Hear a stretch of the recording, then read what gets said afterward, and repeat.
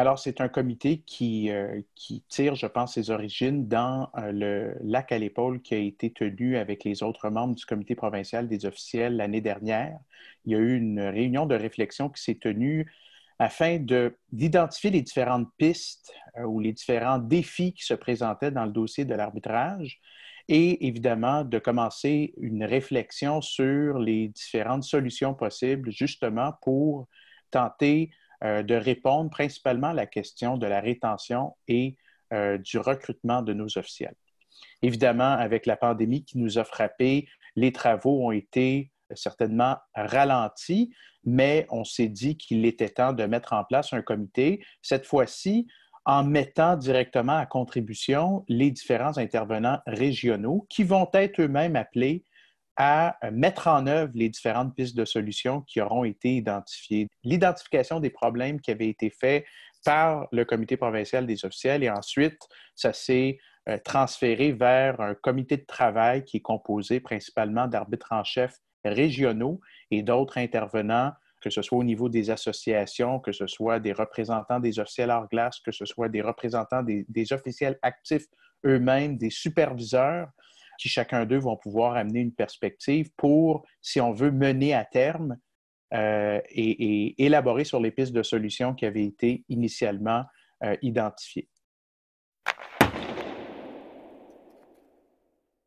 Au niveau des besoins du comité, ou en fait plutôt des défis qui ont été ciblés à travers les différentes réunions de réflexion, celles auxquelles on a décidé de s'attaquer de prime abord, c'est la rétention et le recrutement de nos officiels parce que je pense que c'est le besoin qui est le plus criant, d'autant plus qu'au stade actuel où il n'y a pas de hockey, on veut pouvoir maintenir un certain intérêt. Donc, c'est vraiment sur ces deux thèmes-là que le comité de travail va se pencher d'emblée.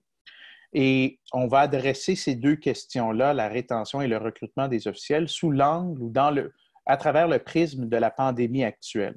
Une fois que nous aurons identifié des pistes de solutions par rapport à ce problème-là, qui est un problème qui sont des solutions plutôt sur le court terme, bien, il n'est pas exclu, puis c'est ce qu'on souhaite, que le comité puisse ensuite se pencher sur les besoins à court et à moyen terme, bien évidemment, sous la rubrique de ces deux défis-là qui ont été identifiés, mais aussi de pouvoir se pencher sur les différents besoins de nos associations de hockey mineur en matière de recrutement et de rétention et aussi des besoins de nos régions. Donc, on commence avec un problème ou un défi qui est un peu plus ciblé pour essayer de répondre et de mettre en œuvre des pistes de solutions pour le court terme, mais il n'est définitivement pas exclu et c'est ce qu'on va préconiser, c'est d'avoir aussi des démarches qui pourront nous servir lors de la reprise et aussi pour l'avenir également, pour s'assurer que nous puissions toujours subvenir aux besoins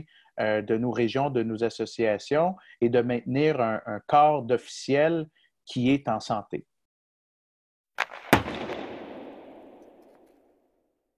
Bien, c'est sûr et certain que la pandémie a eu des effets sur à peu près toutes les sphères de notre vie. Puis l'arbitrage n'a pas été épargné, le hockey non plus, bien évidemment. Je sais que la grande majorité de nos officiels sont tous très passionnés, ont très hâte de recommencer, de sauter sur la glace à nouveau. Je pense que le meilleur conseil que je pourrais leur donner durant cette période morte-ci, ce temps mort-ci, ce serait de profiter de l'occasion justement pour faire des choses qu'on n'a pas normalement l'habitude ou le temps de faire lors d'une saison de hockey normale. C'est sûr et certain que pour un officiel, la connaissance et la maîtrise des règles de jeu, c'est une préoccupation qui est primordiale. Donc, peut-être prendre le temps de lire et de relire les règles de jeu. Aussi, on parle souvent, surtout pour les officiels qui désirent gravir les échelons, on parle souvent de la forme physique, des éléments que l'on peut contrôler, nous, comme officiels. Et la forme physique, c'est évidemment un élément que nous sommes en mesure de contrôler. Donc, de profiter de l'occasion, d'autant plus qu'on est en quasi-confinement, donc de pouvoir travailler sur notre forme physique, de rester en forme. Tout ça va faire en sorte que lorsque le hockey va reprendre, bien, les officiels seront d'autant plus près et va pouvoir peut-être même conserver un certain intérêt, une certaine motivation, justement, le temps que le hockey commence. Et peut-être le dernier conseil que je pourrais donner, c'est de rester impliqué, de rester près de votre association, de vos confrères officiels, avec des technologies comme on est en train d'utiliser en ce moment. Je pense que c'est des bonnes plateformes pour pouvoir maintenir un contact avec nos confrères. Et Hockey Québec, d'ailleurs, vient tout juste de présenter un premier webinaire avec nos 8 officiels qui seront d'office lors des prochains championnats mondiaux juniors à Edmonton. Donc, de participer à ce genre d'activité-là pour justement garder une incitation, une motivation, c'est-à-dire et rester incité envers l'arbitrage. La première étape, c'est vraiment de s'informer. Vous pouvez accéder au site web de Hockey Québec pour pouvoir contacter l'arbitre en chef régional de votre région. Évidemment, chaque région, compte tenu des circonstances actuelles, peut avoir sa réalité et ses particularités qui sont propres. On sait qu'il y a toujours certaines régions où il y a des matchs qui se jouent alors que d'autres régions où il n'y a aucun match de hockey qui se joue. Donc, c'est sûr et certain qu'il y a certaines particularités qui peuvent se présenter, mais vraiment, la première étape, c'est d'entrer en contact avec les gestionnaires de votre région. Et je sais que même dans certaines régions où il n'y a pas de hockey, les gens, justement, en profitent pour présenter des webinaires, des conférences, des séances virtuelles de formation, justement dans l'objectif de conserver cet intérêt-là et d'inciter les gens, que ce soit des nouveaux officiels ou des officiels qui sont là depuis un certain nombre d'années, de rester impliqués puis de garder un contact avec le sport. Il s'agit de 8 officiels qui sont issus, évidemment, de nos associations d'hockey mineur, de nos régions, qui ont gravi les échelons au sein de leur région et qui ont ultimement accédé à notre programme provincial des officiels. Et c'est pour nous des leaders dans le domaine de l'arbitrage au Québec, mais je pense qu'on ne se trompe pas en disant qu'à travers le Canada aussi. Il s'agit de 8 officiels sur 26 officiels canadiens qui vont se retrouver au prochain championnat mondial junior.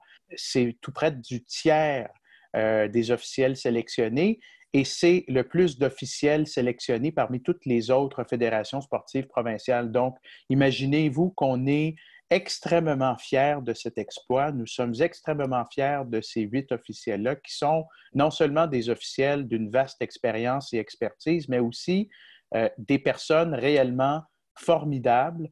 On n'aurait pas pu souhaiter cet honneur-là à des meilleures personnes. Ce sont des gens qui incarnent réellement les meilleures valeurs de notre programme provincial. Et je les félicite. C'est tout un exploit, je n'arrêterai pas de le dire. C'est probablement la seule fois dans l'histoire que nous verrons autant d'officiels lors de ce genre d'événement-là.